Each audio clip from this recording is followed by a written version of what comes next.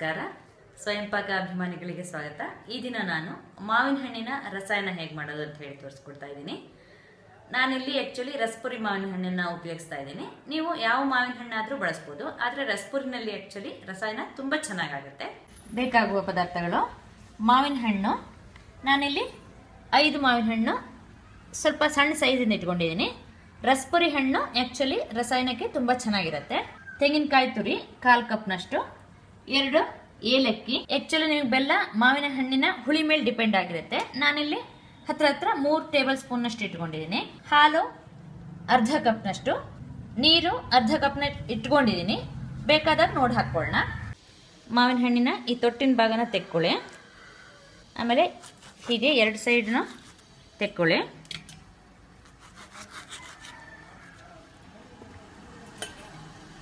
ಇದನ್ನು ಹೀಗೆ ಸಣ್ಣದಾಗಿ ಹೀಗೆ ಕಟ್ ಮಾಡಿ, ಉದ್ದಕ್ಕೆ ಅಡ್ಡಕ್ಕೆ 2 ಸಲ ಕಟ್ ಮಾಡಿಬಿಟ್ಟು ಇದನ್ನು ಸಣ್ಣಕ್ಕೆ ಹೆಚ್ಚಿಕೊಂಡ್ರೆ ಆಯಿತು. ಮಾವಿನ ಹಣ್ಣು ಗಟ್ಟಿಯಾಗಿದ್ದರೆ ನಿಮಗೆ ಹೀಗೆ ಹೆಚ್ಚಲಿಕ್ಕೆ ಅನುಕೂಲ ಆಗುತ್ತೆ. ಇಲ್ಲ ಅಂದರೆ ಮೆತ್ತಗಿದೆ ಅಂದರೆ ನೀವು ಅದನ್ನು ಕೈನಲ್ಲಿ ಹಿಂಡ್ಬಿಟ್ಟು ಹಾಕೋದೇ ಒಳ್ಳೆಯದು. ಈ ಗೊರಟನ್ನು ನೀವು ಹಾಗೆ ಸಿಪ್ಪೆ ತೆಗೆದ್ಬಿಟ್ಟು ಚೆನ್ನಾಗಿ ಹಿಂಡ್ಕೊಂಬಿಡಿ. ಹಾಗೆ ಸಿಪ್ಪೆನೂ ಕೂಡ ಸ್ವಲ್ಪ ಹೀಗೆ ಹಿಂಡ್ಕೊಂಬಿಡಿ. ಗೊರಟು ಮತ್ತು ಸಿಪ್ಪೆಗೆ ಒಂದ್ಸಲ ಚೆನ್ನಾಗಿ ಹೀಗೆ ನೀರು ಹಾಕಿ ಅದರಲ್ಲಿರ್ತ ಎಲ್ಲ ರಸನ ಕೂಡ ಚೆನ್ನಾಗಿ ಹಿಕ್ಕಿ ಉಚ್ಚಿಬಿಟ್ಟು ತೆಕ್ಕೊಳ್ಳೋಣ. ಈ ಸಿಪ್ಪೆನೆಲ್ಲ ಚೆನ್ನಾಗಿ ಹಿಂಡ್ಬಿಟ್ಟು ತೆಕ್ಕೊಂಬಿಡಿ. ಹಾಗೆ ಈ ಗೊರಟನ್ನು ಹಿಂಡ್ಬಿಟ್ಟು ತೆಕ್ಕೊಳ್ಳಿ. ನೀವು ಬೇಕಾದರೆ ಆ್ಯಕ್ಚುಲಿ ಈ ರಸಾಯನಕ್ಕೆ ಗೊರಟನ್ನು ಕೂಡ ಹಾಕಿದರೆ ಅದನ್ನು ಆಮೇಲೆ ಹೀರ್ಲಿಕ್ಕೆ ತುಂಬ ಚೆನ್ನಾಗಿರುತ್ತೆ. ಈ ಹಿಂಡಿದ ರಸನ ಕೂಡ ಪಾತ್ರೆಗೆ ಹಾಕೊಳ್ಳೋಣ.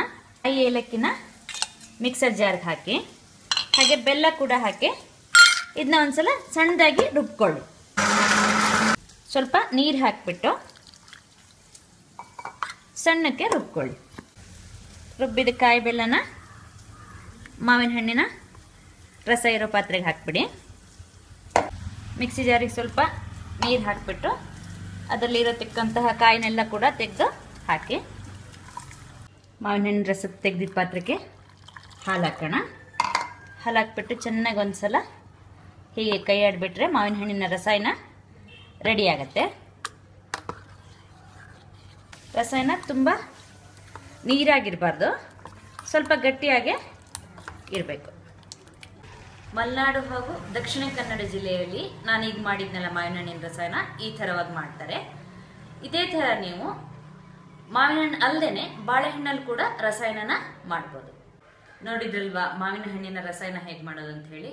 ನೀವು ಕೂಡ ನಿಮ್ಮ ಮನೆಯಲ್ಲಿ ರಸಾಯನವನ್ನು ಮಾಡಿಬಿಟ್ಟು ನಿಮ್ಮ ಅಭಿಪ್ರಾಯವನ್ನು ನಮಗೆ ತಿಳಿಸಿ. ನಮಸ್ಕಾರ.